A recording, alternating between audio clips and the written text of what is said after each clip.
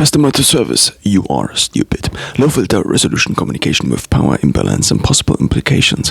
Overheard this argument at the hardware supply store yesterday. It went along the lines of this. Customer, why is there no price on this item? 30 seconds to 60 seconds later, customer, you are stupid. To service. As I ate lunch today and this conversation came to my mind again, a few different thoughts and questions arose. 1. What could have driven such a conversation? First of all, it makes sense to acknowledge that the service agent didn't do anything wrong. The only thing she said in response to the "you are stupid," which was preceded by minor iterations of this statement before, was "and you are not that nice." Second of all, this then leaves the question why. Why does a, let's call it, suboptimal conversation like this happen in everyday life about something minor or potentially also about something major? Multiple variables come to mind that could have positively contributed to the likelihood of such a conversation occurring.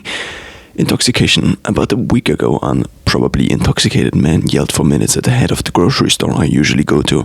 I asked later on what this was about, and the intoxication fell as a potential reason, despite unclear whether cause or symptom of multiple variables in the back. One can never know what a person went through. Projection.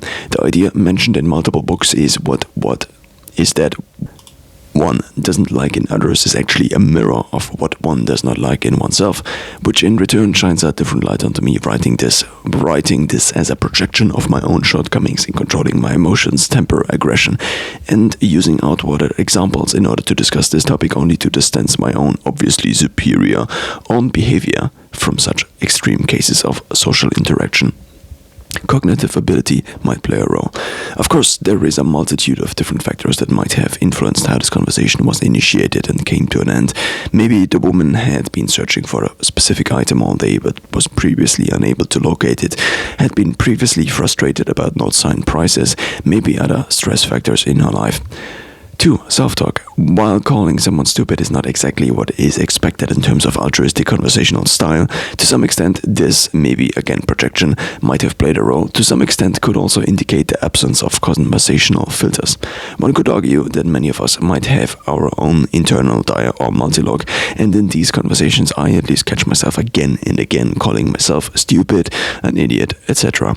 In summary, I, despite years of trying to increase the sophistication of my internal dialogue, at least when thinking, often seem to regress cognitively to something less demanding, maybe more direct, but also clear ways of communication. I seem to regress to cognitively less demanding, maybe more direct, but also clear ways of communication. This article is garbage. Still, this workout was shit.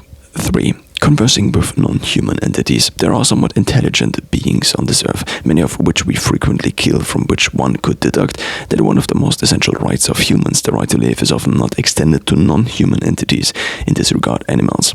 And obviously here to add is that we often also kill each other, seemingly. Now, one might argue we are in the midst of creating another, this time a foreign entity. While for hundreds of years imagined as robots, might now come to us not so much in a physical body similar to our own, but much more just in digital form. 4. The advent of artificial intelligence, part of what enabled the initial conversation to end with "you are stupid," one might argue was an imbalance of power. The customer is always king, and the range of possible answers or reactions from a service agent is usually confined by a few factors, them having to take all the responsibility possibly of an emotionally charged customer interaction, with the big risk of losing their job at the end, and even potential further negative consequences like bad reputation, the lack of positive reviews about past employment. In summary, due to the power imbalance in such an interaction, the social repercussions are at least slightly different from the ones that would occur otherwise, bound by an interconnected web of social networks in the offline sense that punish non-beneficial behavior, ostracizing jurisdiction, non-beneficial in terms of the benefit to society, limiting future opportunities, even if only the ones that would have followed from positive interaction. Opportunity cost. My cousin has this company, they are searching for someone, maybe you. Currently the first draft of what one could call artificial intelligence, even if in the grand scheme one might call or not call them artificial intelligence or this artificial intelligence, despite Barr's being created around and with this word currently could also be considered to be in a very similar role to the service agent at the hardware supply store. When I first tested ChatGPT, I tried being unfriendly to it. Could I have tried being unfriendly to someone in real life when growing up, maybe? At the bakery shop in our 6,000 inhabitants town, this might already have cost me a few social points. Let's also call it maybe reputation, especially since the baker's family was somewhat close to my own. Antisocial behavior therefore might only have been enabled to the extent at which it currently is enabled by increasing anonymity. By increasing the anonymity that comes, or at least the potential anonymity that comes with the ability to change one's place of living, one's job, or one's social circle.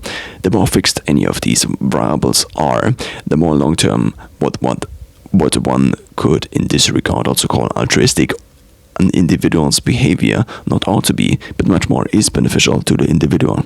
The game theoretic optimal point of restraining one's own antisocial behavior, in other words, simply might result in a higher level of constraint. But despite many tendencies in the last couple of 100 years that allowed, at least sometimes, a lower level of restraint of such behaviors, one might argue with increasing human interconnectedness on many levels, this short window of opportunity might become increasingly suboptimal again.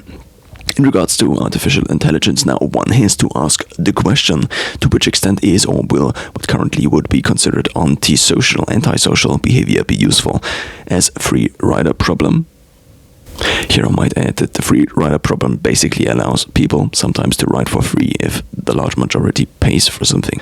So one could be the free rider, that's what I'm trying to say here. In regards to treating artificial intelligence, maybe not exactly ideally or in a friendly manner. In the long term, considering the possibility for reputation scores more sophisticated than what the human system of reputation has been able to produce. Also, what one could consider different implementations thereof in ostracizing jurisdiction, etc. Whether a single artificial intelligence or multiple ones will first break the barrier of the technological singularity.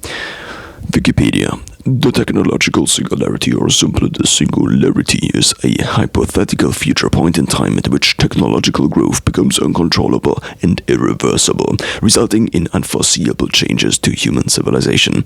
The ability to constrain one's own set of reactions to social or in future digital interactions in order to optimize for long-term reputation might still pay dividends in a future increasingly connected in a multitude of ways. Examples: jurisdiction accessing physical belongings, search warrant, DNA databases, cloud services, and with that personal notes, passwords, etc., which already happened. All of these cases